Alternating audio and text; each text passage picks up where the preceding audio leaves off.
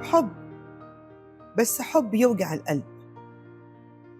لما أحلى إحساس ما يكملش، لما حبنا ما يكملش ونضطر نفارق. الفراق بيعلم في قلوبنا علامة ما بتروحش، بنفضل عايشين بوجعها طول العمر. تلقى بيعدي سنين وسنين وسنين، ولا هو قدر ينسى حبيبته، ولا هي قدرت تنساه حتى بعد الفراق. مشاهدينا الأعزاء، أهلا بيكم في حلقة جديدة من أسرار شخصية. النهاردة حلقتنا مش عن الفراق، هي عن الحب المستحيل اللي كان لازم ينتهي بالفراق. مش كل اللي بنحبهم ممكن نكمل معاهم، أوقات بيبقى نصيب وأوقات اختيار، وفي كل الأحوال أصعب حاجة في الدنيا إننا ما نقدرش نكون مع اللي بنحبهم. تعالوا بينا كده نشوف أول حكاية من حكايتنا، هي معانا في الاستوديو. مساء الخير، أنا نهى عندي 25 سنة.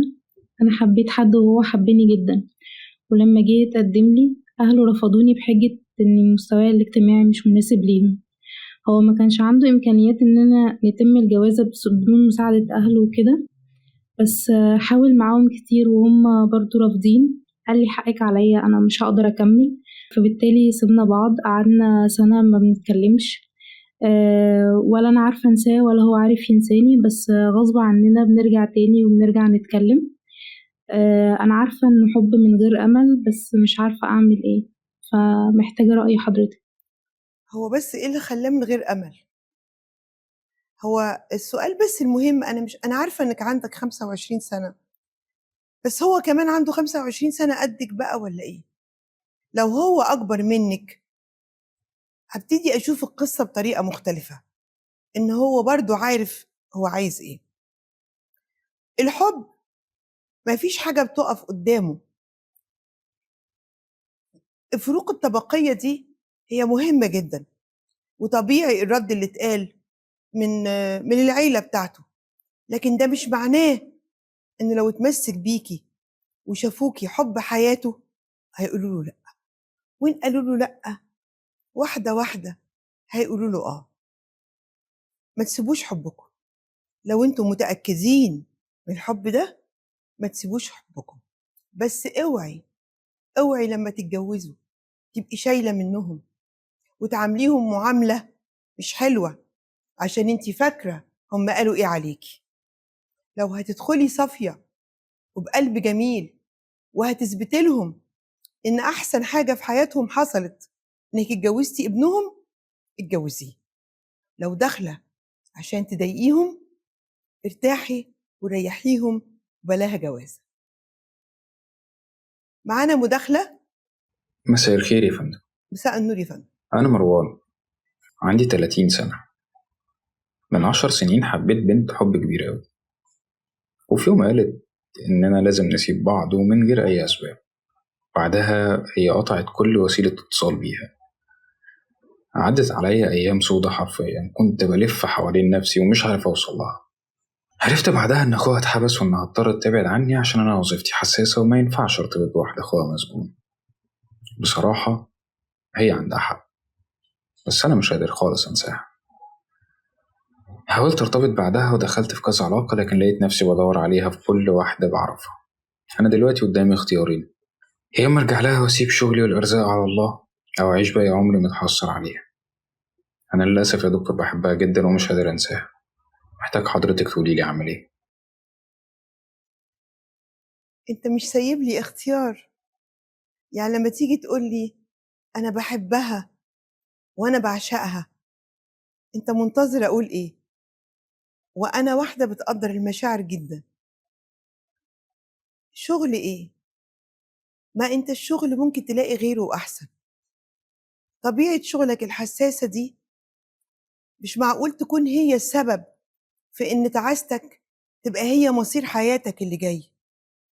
انت وضحت لي ان مستحيل تبعد عنها. انا معرفش الجوانب القانونية ايه ولا بيحصل ايه بالظبط لما بتكون انت في وظيفة حساسة، وطبعا نسايبك مخالفين للقانون، فأنا ممكن أتخيل ده.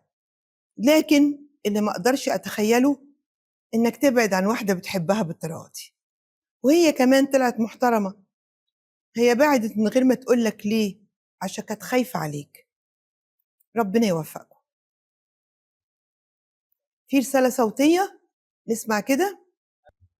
أنا فريدة، عندي 20 سنة، بحب واحد من 3 سنين.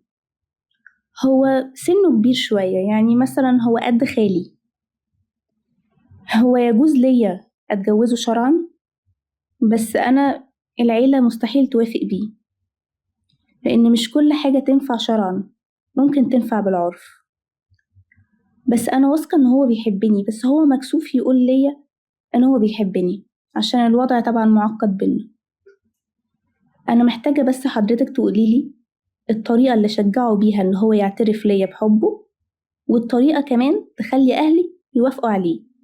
وياريت حضرتك ما تقوليليش أسيبه، لأن أنا مش هقدر أسيبه ولا أعيش من غيره. هو انت معاه عشان تسيبيه؟ إذا كان لسه حتى ما اعترفلكيش بحبه، انت معاه فين؟ بس لما بنبقى مع حد بنبقى احنا الاتنين بينا اتفاق. هفترض ان كلامك سليم وانه فعلا بيحبك زي ما انت حاسه. موضوع اللي بيتوافق عليه شرعا ويترفض عرفا دي انا ما الحقيقه مش مقتنعه بيها. الحلال حلال والحرام حرام. ان اهلك ما يوافقوش واقولك تعملي ايه، لا حضرتك. لو هو بيحبك وانت بتحبيه والجواز حلال ومفيش حاجه تمنعه ومفيش حاجه تشينه والراجل محترم، مفيش حد هيقول حاجه. مفيش، العقل يقول كده. موضوع ان هو مش قادر يصرح لك، اعتقد ان هو حاسس انه مستحيل انه يتجوزك. شايف ممكن انك اصغر منه، شايف الوضع العائلي اللي انت بتحكي عليه. مفيش مانع انك تشجعيه، مفيش مانع انك توصلي له بطريقة او باخرى انك برضو بتحبيه. بس وضبي نفسك على حاجة، ان ممكن تكوني بتحلمي ويكون العشم هو اللي مسيطر عليكي وخلاكي متأكدة انه بيحبك. حطي احتمال صغير قوي ان هو يكون مش بيحبك. بيحبك بس مش الحب اللي انتي بتحبهوله. عشان لو ده حصل ما تنكسريش، وضحي له انك بتحبيه عشان ما تعيشيش ندمانة انك ما قلتلوش في يوم من الايام انك بتحبيه. معانا رسالة صوتية. أنا رامي، عندي 40 سنة. مشكلتي غريبة شويتين وياريت تتاخد بجدية. أنا راجل مستريح ماديا من عيلة أرستقراطية ومراتي من نفس مستواي. هي ست كويسة بس أنا اتجوزتها جواز تقليدي والحقيقة ما عرفتش أحبها. إحنا عندنا شغالة أجنبية في البيت وغصب عني حبيتها، وقبل ما بس ما تتهميني إني خاين وبتاع شغالات والجو دوت أحب أقولك إني بحبها في صمت ومن غير ما أحسسها بحاجة.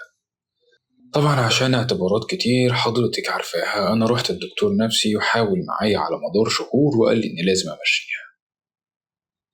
اليوم اللي قررت أمشيها فيه عملت حادثة بالعربية ورجلي اتكسرت وهي اللي كانت بتخدمني في فترة مرضي، واللي حصل ده خلاني أقعد معاها وقت أطول وأتعلق بيها أكتر. إيه رأيك أتجوزها في السر ولا أعمل إيه؟ لا، للأسف لا.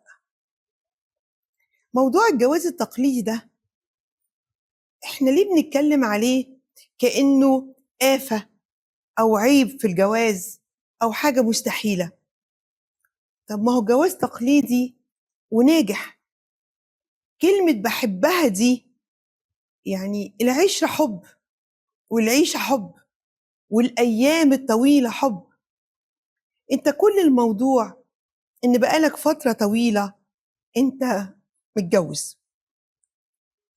بيجيلكم برضو الرجالة بيجيلهم سن يأس، بيجيلك مرحلة بتبقى عايز تجدد شبابك فيها.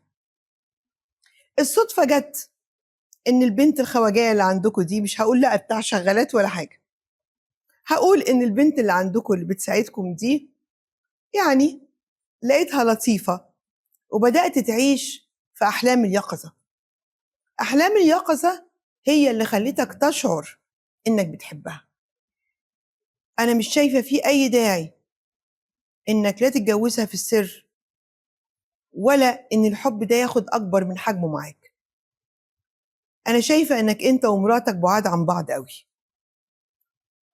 أنا رأيي إنك تقعد تتكلم مع مراتك وتقول لها لو معرفناش نرجع زي الأول ونقرب من بعض أنا ممكن أتجوز.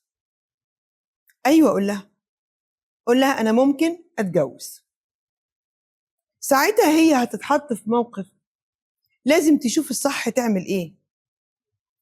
والله إن فضلت زوجتك مش مهتمية بيك والشغالة مهتمية بيك أكتر زي كده وقت لما اتكسرت رجلك، خلاص هي اللي اختارت، وساعتها انت ما خنتش، انت بلغت انك عاوز تتجوز. لكن لو حست انك هتروح منها وفاقت لنفسها، هيبقى انت اكيد الكسبان. في الحالتين